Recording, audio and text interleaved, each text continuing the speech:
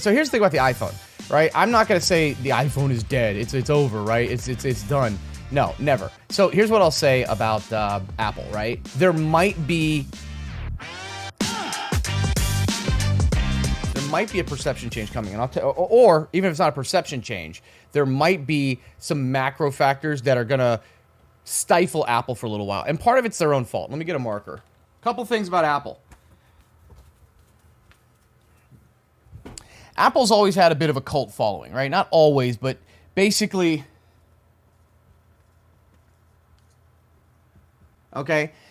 Basically had that cult following. And it's still to this day. If you're on a first date and you whip out a Samsung Galaxy or an Android, you're not getting a second date. It's kind of fucked up, but that's just how it is, right?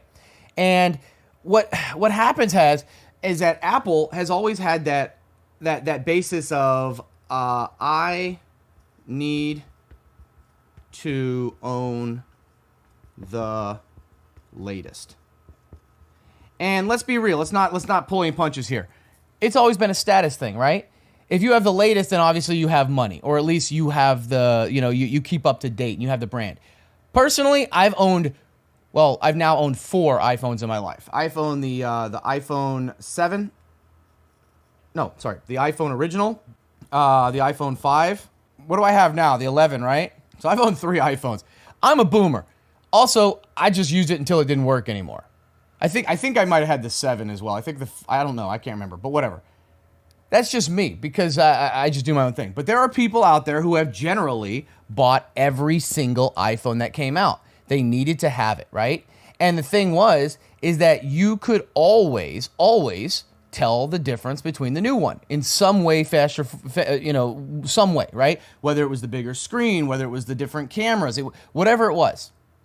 The issue is, now, iPhone, according to what we've seen from the iPhone 15, that makes 3 or 4 in a row now where you cannot tell the damn difference. So that right there already drops a certain percentage of people, right? Like, if you can't tell the difference between, especially if it's in a case, the new one versus the old one, you're less likely to buy. Okay. All right. Now, let's talk about a few other things. Number one, we know Foxconn, which is the manufacturer of a lot of the parts, has already said that there's a slowdown in production. They've had strikes. They tried moving to India. They stayed back. They're already talking about a slowdown. Well, why is there a slowdown? Well, just like with everything right now, we are seeing the purchasing of goods slow down. Everybody is going deeper and deeper in debt, but they're buying experiences, right? They're purchasing, vacations or experiences, or they're spending money on flights or cruises or going out to eat, right? They're not spending it on things. Part of the reason that China's slowdown right now is so big is because nobody's buying anything, so there's no manufacturing. We saw that China just came out with a 21% youth unemployment rate, and it's going up so fast they said they're no longer going to be providing the data. And a lot of that money is also moving to Vietnam, which, by the way, for my fellow 2-3 year now India and Vietnam believers, the president just got back from a trip to India and Vietnam. Just saying. 21% unemployment, right? And nobody's buying things at the same rate.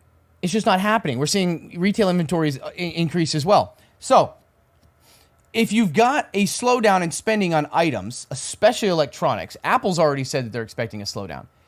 And you're dropping a brand new phone that it doesn't give people that I gotta have it right now so people see me with the newest, latest.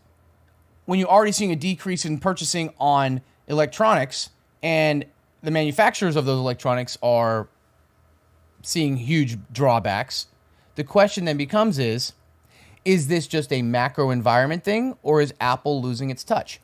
That's going to be the big question moving forward. The question is this recent slowdown and is this pivot, I wouldn't say pivot, but is this a Apple has lost its touch, or is it just a short-term macro? Because don't get me wrong, people are still spending money. People still have money. Just so you guys are aware, here's a little stat for you. As of August,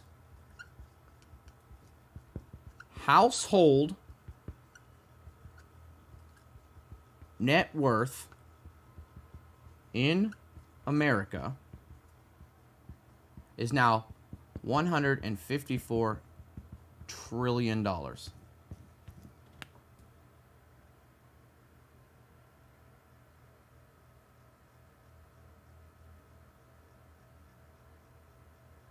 $154 trillion. No, not per household, you don't. Yes, Taylor Swift accounts for like 20% of this.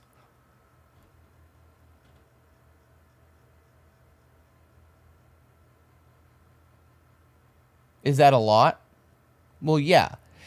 But how you account for household net worth and household, is different too, because obviously this accounts for a lot of people at the top. But at the same time, most of this has been driven by home equity.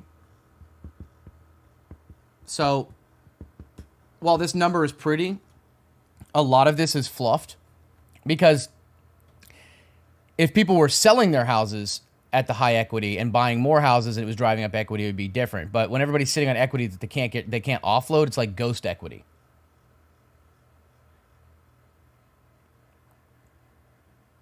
And Elon has $150 billion in the bank right now. God, I wish you understood how money worked. No, he does not have $150 billion in his bank account.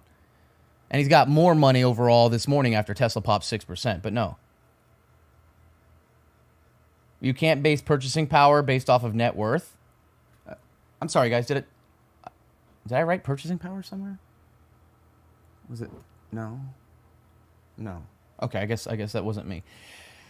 Either way, a lot of this is ghost, right? Because there's also a lot of debt involved. So this is kind of like looking at an earnings report and saying total revenue, right? Because revenue is how much money they made, but how much did it cost them to make it? How much expenses do they have? How much debt do they have? So I'm just giving you guys a crazy number.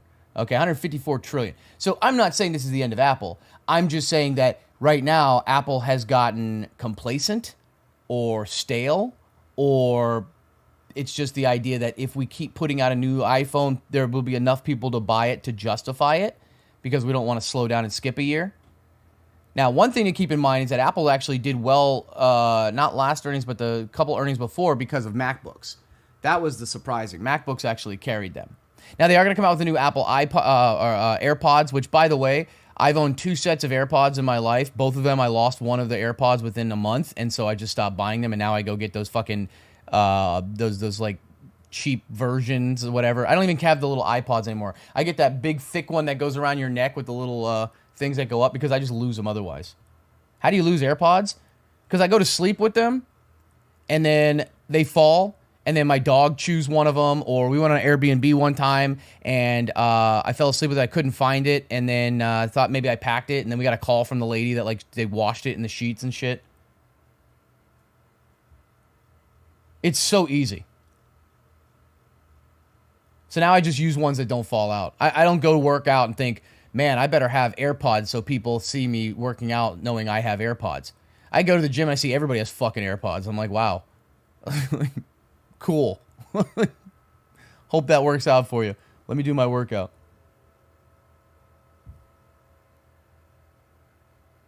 Wire up your AirPods with a string? Why not just buy wired earphones then? Oh my God. Which are, by the way, making a comeback. We know that the nostalgia buys are a big deal now.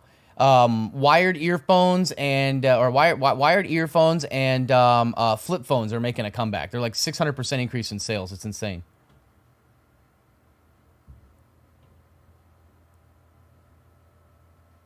No, I've gone through 11 different wireless headphones in the past year and a half. Why did you advertise eToro the other day? You know damn well that was an accident.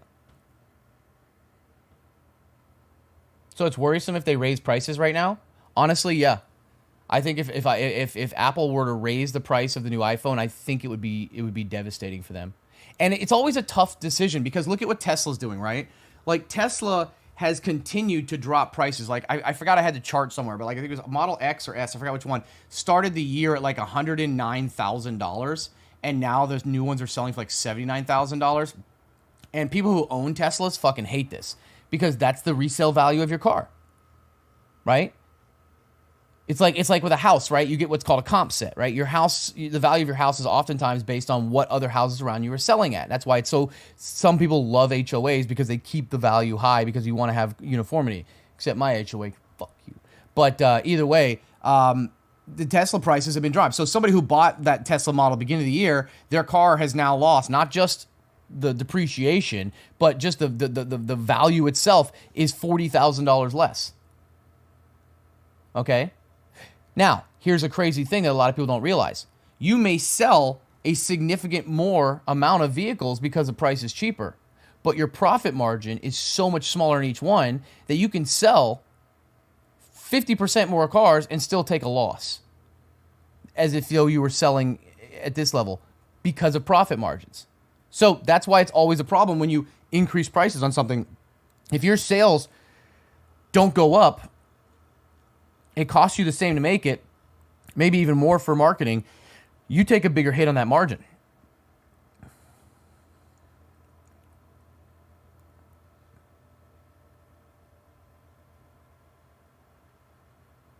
Okay? Now, we already know that Apple's facing the issue from the Chinese government telling their officials that they're banned from using iPhones as it is. So we already saw Apple lose a shitload of market cap. They got their event tomorrow. I don't know. I normally always short Apple events, almost every tech event that they have. But almost every announcement event, I just short starting at the beginning of it because it's always underwhelming. In this case, it's a little bit more difficult because Apple's lost so much market cap. They've lost something like $400 billion in a matter of a week. But the question is if we're already seeing a slowdown in sales for iPhones, tech overall, and they're only regurgitating the same product at a high, and if they come at a higher price,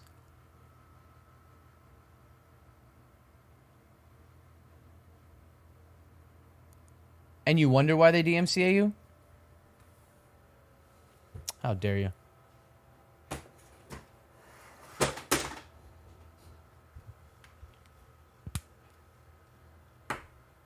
Oh, no, I'm not talking about Apple long term. I'm talking about what they've been doing over the past 4 releases, where their money's come from. We saw that MacBooks accounted for a huge dip in iPhone sales, but Mac sales like saved them. It's just right now, Apple is getting stale. And this isn't the economic environment to be stale right now. Like I don't know. I don't work in their any of their divisions or departments. So it's like I don't have an insight into their financials. But for me personally, I'm looking at this and saying, holy shit, this is not what you want to see right now if you're an investor. But investor, you care about the long term, right? But like in the short term, I'm saying to myself, okay, we've got a slowdown in economic expenditures and consumer spending when it comes to electronics. We're seeing China is not producing nearly as many. There's already a fight with Foxconn in China. China's, accounts for 20% of Apple's revenue. They're potentially banning more and more people from using iPhones over there. The iPhone 15 coming out is just a regurgitation of the iPhone 14, which was a regurgitation of the iPhone 13. And if they do, I don't know if they will, but if they do increase the price on this, I think it's going to be a really bad look for them. And it could be a bad day, but we'll see. You just need to look better than the stock guy? True. I didn't know I'd fall off this hard.